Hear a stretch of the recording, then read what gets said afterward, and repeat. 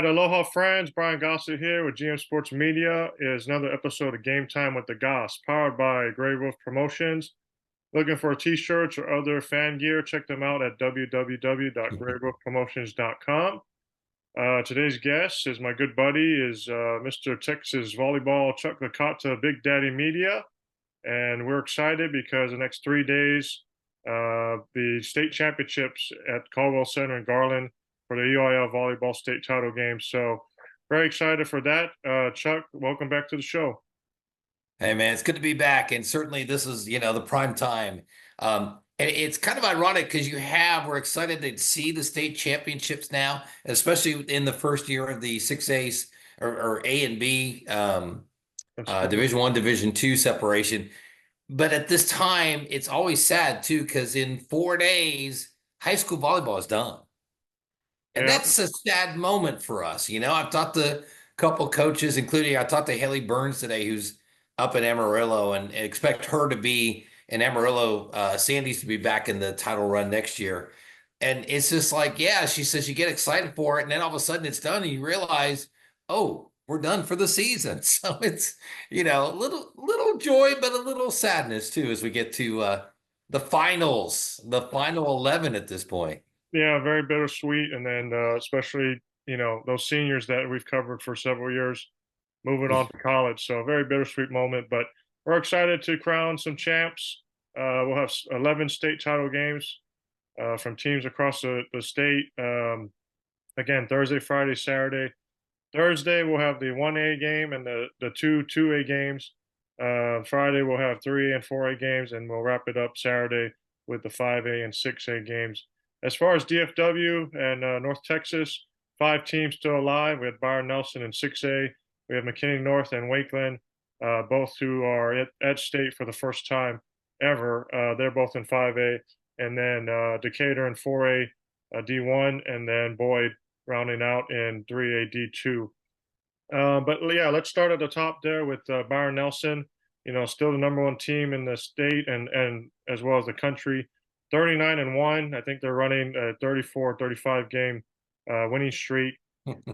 They're taking on Houston Stratford in the 6A D2 championship, which will be at 4 p.m. on Saturday there in Garland. We've Right. seen Byron Nelson several times. I've talked to a couple people already who follow Byron, know Byron. Um, you may know a better idea of Stratford, but is this going to be at all a game, or is this going to be a sweep for Byron Nelson? Well, whether it's a game or a sweep, it's hard to see any other result than Byron Nelson winning their second state championship. That's just all there is to it. They're just so good. They're a machine. Bree Groth, who I'll say this ad nauseum one more time, all-time Texas career high school career assist leader, Bree Groth and the team. And if people have read your website, they know all about Kylie Kleckner and Sophie Peterson and all the great offensive weapons and defensive weapons that they are. Stratford comes in, they're no slouch. They're 42-2 this season. They beat some good teams. Vandergrift, of course, they just beat to get to the state final. They've beaten Full Shear, who's also at state. They've beaten them twice this year. So, they've got some creds. They got some street cred coming in. They're averaging 13 kills a set. They've got Audrey Cook, who has 1,300 assists coming in. So obviously they run a 5-1 offense. They've got some height. They've got Sarah Hickman, who's 6'5". They've got a 6'2", a 6'1", and the 6 foot in the front line. So there's a wall up there, and they're very athletic. Of course, they're a Houston team, so they're very athletic. I talked to Melissa Southall, who's the Vandergrift coach, after the match, and she said they're pretty intimidating up front. Of course, Vandergrift was not intimidated, don't get me wrong, but she said they can be intimidating up front. And for such a tall team, they pass very well. So that said, I just don't see any other result than Byron Nelson winning.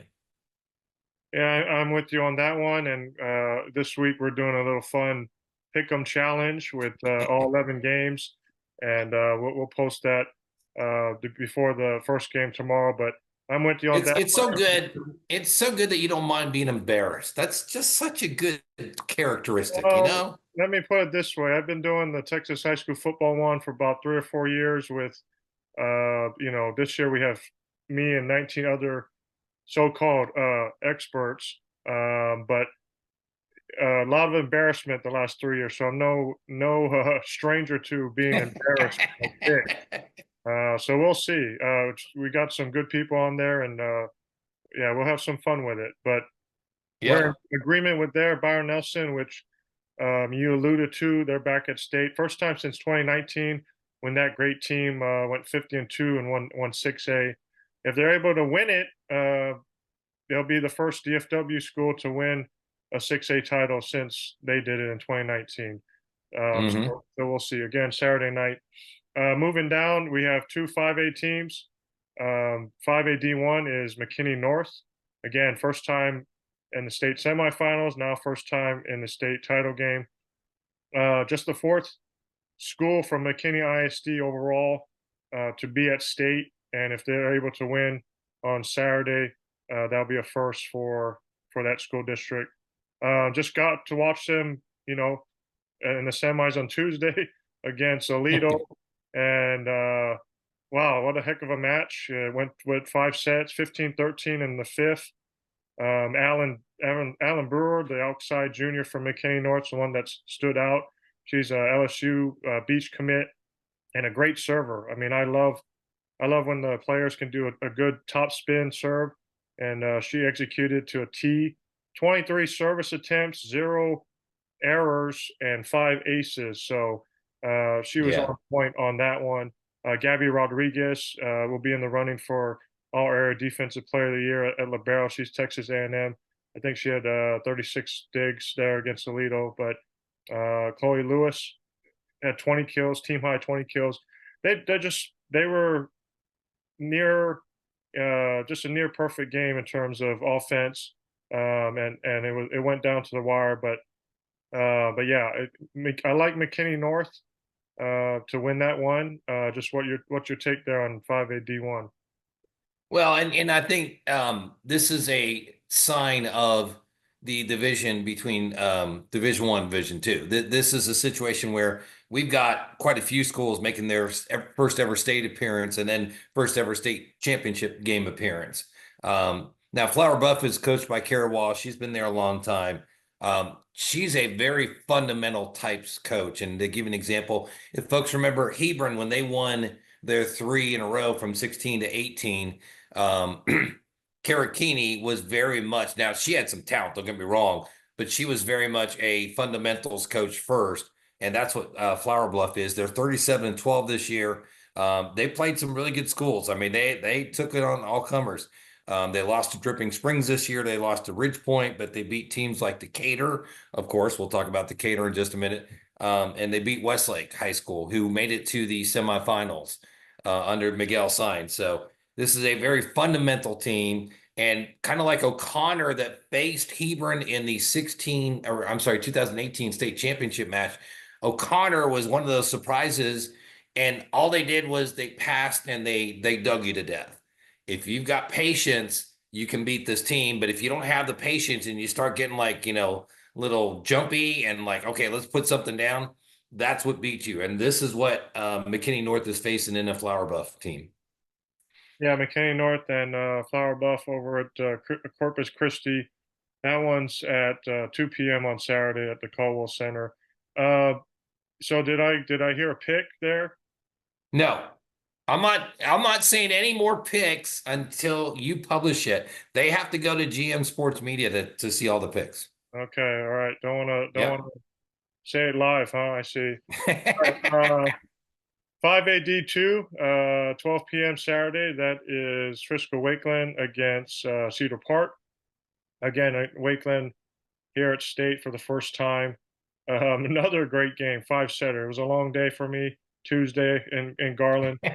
They won another 5 setter against a very talented Argyle team.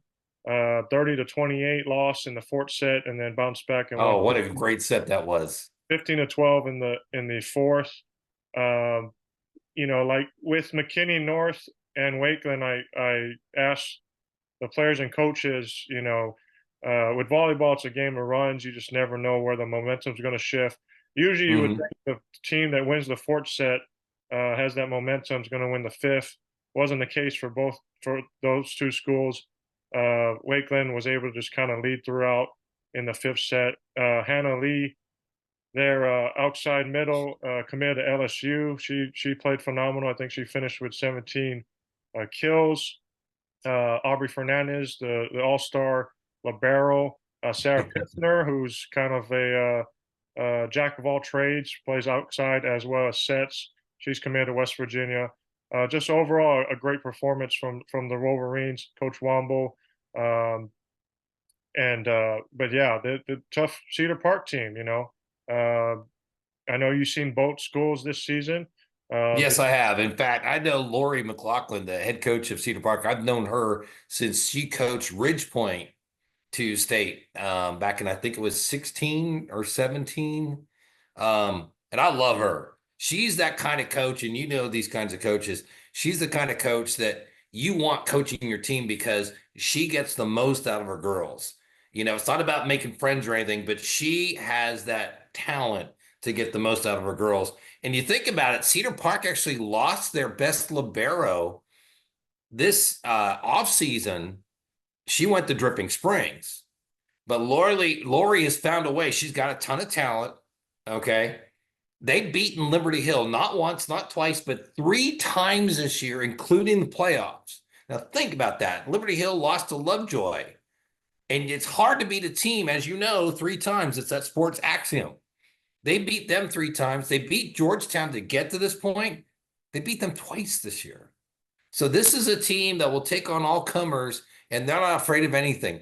They've got good middles. They've got a good outside hitter. They've got good setting. And McLaughlin has one of her fundamental traits of a team. They're always good in serve, receive, and passing. So they're going to be a very formidable foe. This is going to be one of the more fun games to watch at state this year. Wakeland and Cedar Park. Yeah, both teams just kind of riding high right now. Forgot to mention, aside from beating Argyle, who I believe might have been top five in the state Oh, um, yeah. in Almost all 5A. year. Regional final beating Lovejoy the way they did in straight sets, very surprising there. So, Coach Womble and those Wolverines playing extremely well. I think I'm with you. Out of the 11 games, that might be, you know, the first or second best game we'll see all weekend. So, And real quick trivia note. Last time Cedar Park went to state, they went in 2016. They were in the state finals against Amarillo and who I believe was a member of your panel, your voting panel, Jan Barker. Barker picked up championship number 10 against Cedar Park in 2016. So awesome. Trivia night. Love it. Talking with Chuck Licata, Big Daddy Media, dropping down to 4A D1. It's those Decatur Eagles, man. The last dozen years or so have become sort of a power and sort of a state regular. This is their sixth state Yep. appearance, and something about Garland, they love playing there because now they're 11-0 all time in state games. Uh, just amazing job from that program. Got to watch them also. They were the nightcap there on Tuesday in the semis. Straight sweep against Salina in a 2021 4A title game rematch. And now they're going for title number 6. And, a lot of offensive weapons. You start with the top, Gracie Trulson, the lefty outside, who's going to West Texas A&M, which is where her head coach, Stormy Snyder, played at. And then you also can go Hmm. to Laura Hornsby, who's going to East Texas Baptist, and Peyton Dixon, Midwestern. So a lot of great options there. Aubrey Duncan, the libero. So a very heavy senior class. And again, they're trying to bring home that state title again. It's been since 2021. Yeah, just what's your take on that 4A game, which is going to be Friday night at 6 p.m. Well, Belleville has kind of like that grooved road to Garland, it seemed like. And they have amazing success, as you talked about. But, we mentioned Jan Barker, who I think is the greatest coach all time at the moment. Um, talk about Susan Brewer of Belleville. All she's done is win 1,260 matches in her career in about 1,600 starts. So it's a great winning percentage. And by the way, looking for title number 10. Remember, we talked about Jan Barker picking up 10 in 2016. Susan's been waiting for 10 for a long time. Started the Belleville program in 1977 and been there the entire time. And this lady is such a perfect icon when you talk about an ambassador for Texas high school volleyball. Right there, that's Susan Brewer's picture among the active coaches, no doubt. And the thing that gives you credit for Belleville, who'd they beat to get here? San Antonio Davenport, who won the championship last year in a reverse sweep of Canyon Randall. So this is going to be another barn burner of a match. And Belleville's got, again, Brewer's one of those fundamental ladies. She wants everything fundamentals. If you don't do it, even if you win, she'll look at the tape and she'll point out stuff. It's like, I don't care about winning. I want us to make sure that we do all the fundamental stuff. They're going to be tough. This is going to be another great match at state. Yeah, I mean everyone winning their semifinals. You get that little momentum, but you maybe get that extra little fire when you're able to knock off the defending champs, and that's what Belleville was able to do in great fashion. Again, Decatur and Belleville, 6 p.m. Friday in the 4A D1 title game. Gotta give a little shout out. You're talking about 10 state titles, and maybe a little trivia for you as well. Again, you mentioned Jan Barker, but then Ryan Mitchell with Kendall Yeah. Prestonwood. They just won their third straight state title, and for Coach Mitchell, it's his 10th. So he joins Coach Barker. Not quite sure if that's the record or if there's anyone that has more than 10. There is somebody, and I can't think of his name right now, is 12. That's the record. Okay. So, Yep. we'll see if Belleville can pull it out and have Coach join that kind of elite club. And then last one for DFW is the Boyd Yellow Jackets in 3A D2. They'll be taking on Stockdale, and I believe that game's also Friday morning. Actually, I think that one starts Thursday at 12. Got to see Boyd in the regional final. They took on Big Sandy Harmony, dominated that matchup, straight sets. Got to give a shout out to their head coach, Clark Oberly. Um, you know, uh, 30 plus years coaching, over 750 wins, and I'm not sure if anyone else has done this, but this would be this is his third different school at the state tournament. He did it with Argyle, did it with Decatur. He's won state titles at both those two schools, trying to win one for Boyd, but I'm not quite sure if any coach has ever taken three different schools. I know a lot have taken two. I'm not sure Right. about three. Right. Yep. Absolutely.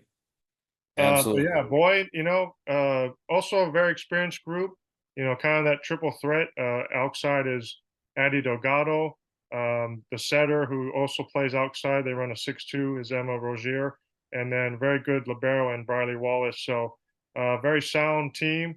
And obviously with Coach Oberly, they'll be ready to go. And so, they're riding that high too, and we'll see if they can pull it out. But what do you know about Stockdale?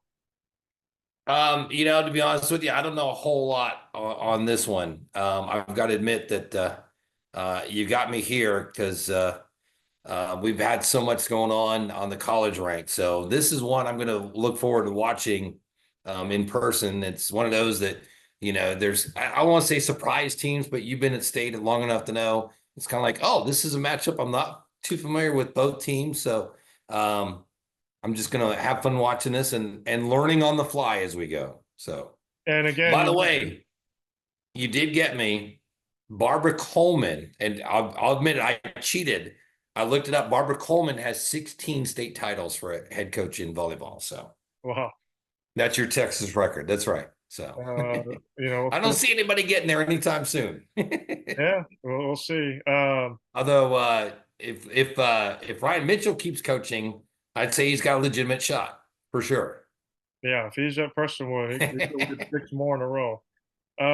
Yeah, but you know what? That Boyd Stockdale, again, it's I think we see it a lot. You mentioned it, but that's just kind of the divisional split effect. I mean, Yeah, perhaps two teams that if it was an original format, we don't kind of see this going on. So, uh, right. but nonetheless, they can't control that, and they can just play whoever's in front of them. They've done a great job. So Exactly. looking Yep. forward to that to open up Friday morning. Um, Yep. Talking with Chuck Licata, Big Daddy Media. We'll kind of run down the other games, not all of them, but you pointed out Wakeland and Cedar Park Right. as being one of those games. What other games on the docket is at least on paper is going to be the most exciting? Well, I think you look at the 2A matchup, Iola and Crawford. And of course that's Division Two. And I think these two would be playing each other if we still had one, they were still one category instead of two divisions. This is the matchup everybody's been looking at all year in 2A. And it's great that they both made it because it's a rematch of last year's state finals when Iola won. And Crawford last year got there because Jeff Coker, their head coach, who's been the only head coach to get them to state and won 2 titles already. He's the kind of guy, just like we talked about Lauren McLaughlin. I think Bree Growth is in that category. Haley Burns of Amarillo, I mentioned her before, can get the most out of the players, can get the ultimate most. And he's got setter U going on. He's had a run of great setters, and he's got a great libero return from last year as well. They're both seniors. He's got a great senior class. So this is going to be a lot of fun. Jamie McDougall is one of those just teach the fundamentals, and you got to find a way to beat her. I mean, when you take the court against Iola, doesn't matter what class, what year, you have to find a way to beat her because you're not going to step on the court without a game plan and be able to beat them. And I talked to Coker, and he kind of said the same thing. So the 2A Division Two is going to be a lot of fun. If we had one 6A instead of two 6A, it would be Byron Nelson against Grand Oaks. Morgan Rogers, came out of nowhere per se in her 6th year as a head coach at Grand Oaks. They're phenomenal. You expected them back. They've got a pick commit, Samara Coleman, Haley Thompson going to University of Wisconsin. Their libero, Kaylee Reese, is considering schools. Samantha Sampson is the returning setter after they ran a 6-2 last year. They run a 5-1 with Sam. And by the way, she's a great dog and pet supporter. We gotten a couple pictures last year of her with her pup. It's really cool. Grand Oaks started out this year rough. Okay, they have 7 losses. Oh my God, Grand Oaks has 7 losses after 1 last year. And of course, it was to Prestonwood last year. So another notch in the Ryan Mitchell belt, if you will. But they're taking on a good full-year team. I'm just going to leave it at that. Okay. You can kind of tell where my pick's going to be for that one. Okay. Randall, who Haley Burns coached before going to Amarillo, is now coached by Carly Morrison. They're back at state. They're in the state championship match for the 3rd consecutive season, a la Blum, who unfortunately lost to Natchez. We'll get to that in a second this year, against Wimberley. And Lainey Hennessy is a name that a lot of people don't know outside of the Austin area. She's a monster. 500 kills at a 315 hitting percentage. She is great. She's got a great crew around her. They're 41-3 this year. So they've got 3 6-footers. They've got 2 5'10s, and that's pretty good for a 4A school. So that's going to be a lot of fun to watch. And then I referred to it, Natchez. Natchez beat Blum in the Region 3 semifinal. Then they had an easy trip in the final. Then they beat Round Top Carmine, a school that has, I believe, 8 state championships in their realm. So they are back and they're taking on Harold. If you remember, Harold was the team that faced Blum last year in the finals. And it was kind of a surprise that, oh my God, they took a set off of Blum last year. Mindy Patton, we talked about it last year. She's got a state belt under her coaching reign before at another school. They're back. And honestly, they played a good, tough schedule. And they haven't really, I won't course, Mindy would disagree with me, but they really haven't been challenged. So this is this is to finish it off, your conversation that you started. This is going to be another great match to watch. And the great thing, Goss, it's the first match on Thursday. So this is going to be a great one. Jenna Jenkins, her daughter Jolie is a 4-year setter. She's coming up on 1,400 assists in her career. It's such a great mother-daughter combination for Natchez. And Jenna, as I wrote in my article this week, has been to state 5 seasons between head volleyball and head softball, 5 seasons out of 9 seasons. They've been to at least the state semifinals, if not the state finals. And what's interesting is Blum beat Natchez in the state semifinal last year, then beat Harold in the state finals. Those two teams now are playing for the 1A state championship. And again, 1A is just one division. That was the one, that classification, that state is one division. I think I'm with you on that. I think my top 5 games to watch, you have to start with Crawford Iola. I believe that's the only state title rematch from last year. Iola won in 4 sets. Right. After that, you can go any route. I think Decatur Belleville is going to be good. Wakeland and Cedar Park, Grand Oaks and Full Share, Yes. and then that 1A game with Harold and Netches. That's my top 5. So very excited for that. But yeah, I think Iola and then you have Bushland. Those are the only 2 teams Yep. that can repeat, and Grand Oaks they Grand can. Oaks. Yep. Yep. Um, so we might have several new champions, um, but yeah, what kind of quickly talk about Bushland and Goliad? Is Goliad able to take a set off of Bushland? I think Goliad could take Bushland to 5. And I'm not saying that Goliad can't win because, again, Jess Odom, who's their head coach, longtime head coach of the Lady Tigers, another fundamentals type coach. Now, that said, I talked to Haley Burns, who's seen Bushland and faced. She's a mentoree of Jason Culpepper. Who, by the way, Jason Culpepper, head coach of Bushland. Talk about flying under the radar. This guy's got 8 state championship rings as a head coach. You don't hear a lot about him. He likes it that way. He doesn't want any of the spotlight. He doesn't want to talk to the press. Okay. But he is a great coach. And Haley told me that Bushland is getting it together at the right time. Lost a lot through graduation the last couple of years. But again, this is a Jason Culpepper team. So they're always going to be there. But Jess has had a great run. Took every playoff match this year, and I think they're as solid as they can be going into that matchup. That could be a fun one to watch. Could Goliad surprise and beat Bushland? I'd say probably not, but we'll find out on Friday for sure. All right. Well, we'll wait to see your picks, but I don't mind sharing my picks right now. I'm going to go with Grand Oaks over Full Share. Give me Okay. give me 4 sets. I think Byron Nelson sweeps Stratford in Okay. 2. I think Yeah, go out on the ledge there. Go out on the ledge there, Goss. Go ahead. McKinney North.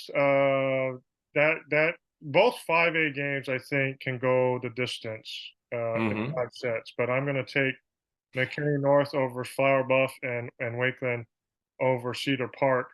I think Decatur. Homer. Homer. Oh, sorry. Go ahead. Decatur. Go ahead. Decatur. I think another homer pick. Decatur. I think that one is going to go 5 sets with Belleville. You're gonna have to help me out. Rando is playing Wimberley. Wimberley. Mm-hmm. Um, man, that one might stump me. I think I just gotta go with Rando. I think they have the slight edge there. That could be a 4-5 setter. In 3A, again, I guess I gotta do another homer pick. I mean, Here we go. I gotta go with Boyd. I think they take in straight sets. I think Bushland beats Goliad in 3. And then some 2A schools. I'm going Crawford in 5. Oh, okay. And It's Wink in Johnson City. Wink, longtime perennial state appearance team. Johnson City, out of the San Antonio area, at state for the first time in a while. Well, just because I like the name, I'm going with Wink. They'll be favored. Let's put it that way. They'll be favored over Johnson City. And give me Netches in 4 sets. Ooh, 4 sets. Okay. All right. Very good. Picks. Very good. If I get embarrassed, we'll Well, come back. from the sound of your football picks, it sounds like you're used to it. So, Yeah, so I'm fine with it. Well, Chuck, any last thoughts here as we're on the Christmas championship eve? there you go. It's funny. We all wanted to see this play out, this Division 1, Division 2, in 2A through 6A, and what it's done. And kind of you and I talked about it when we previewed this whole deal. It's given other teams a chance to get to state, and teams like McKinney North at state for the first time. Teams like Stratford who haven't been there in a while. So it's interesting in that perspective. In 6A, you really would have loved to have seen Byron Nelson play Grand Oaks. That would have been great. Okay. So there's always kind of that lingering if those two teams win, or even if Stratford pulls the upset or Fulshear pulls the upset, it's like, okay, what would have happened if? But you know what? We've had it long enough in football, and you can speak to this more than I do. It doesn't matter. Somebody's going to win a state championship. Doesn't matter. Division 1, Division 2, doesn't matter. So they can enjoy it. I'm going to poll the coaches afterwards and see their thoughts and get their feedback. But here's the other thing, Goss. It's here to stay. It's not going anywhere. We could take a poll and all the coaches say, no, I hate the system. It's not going anywhere. UIL is not going to change their mind. So let's sit back and enjoy it. And the fact that we have 11 state title matches this coming weekend. That's going to be fun. If you can get out to the Caldwell Center in Garland, please do. More importantly, despite watching the championship being played, support the school, support the community, support the girls. Awesome. Well said, brother. I gotta give a quick shout out, to the other state semifinalists here in the area. You had Allen in Yes. 6A, first time since 2006. We know Coach Poole, so Yeah. congratulations to her in the evening. Stephanie. Then you had, Lido with Coach Claire Gay, first time since Mm-hmm. 2017. Also 2017, Argyle, who phenomenal job with Coach Johnson. So Yeah, Caitlin Johnson. What a great job she's done since taking over that program a couple of years ago. shout out Yep. to Alito and Argyle. Salina, who Decatur defeated with a new coach, Corey Kate, who spent time in Prosper ISD. Congrats to them. Third time in the last 4 years making a state appearances. So they've kind of quickly become, a power in Region 2 out there in 4A. And then you had Grandview. I mean, Coach Hatch, great job, first appearance all time. Along Yeah. with them, Ponder with Coach Good, first appearance all time. And then you had Tolar in two-way out of Hood County, uh, Mm-hmm. close to you. Right down the road from me. Yep. Absolutely. Boy knocked them out, but also first time in the state semis. So And first year in 3A for Toller too. So way to yeah, go. By the way, real quick, I want to mention you mentioned Claire Gay of Alito. I love the pick because I know her and her husband Nick Gay real well. And I always tell Nick, how's your much better significant other doing? I love Claire. She's a great lady. And I love to throw that in Nick's face. So give me a chance to do it here. Nick, how's your better significant other doing? Claire is such a classy lady. Always fun to visit with her. And congrats on the great season for Alita. yeah. Shout out to Claire because she's taken two different schools to multiple state semifinals. She did it. I believe she won two state titles with Decatur in 13 and 14, and then now twice with Toledo going to state this year and then 2017. So pretty good company there for her. All right. Yep. Well, that'll do it for us. Make sure to follow Chuck and Big Daddy Media on X, Big D Media 19.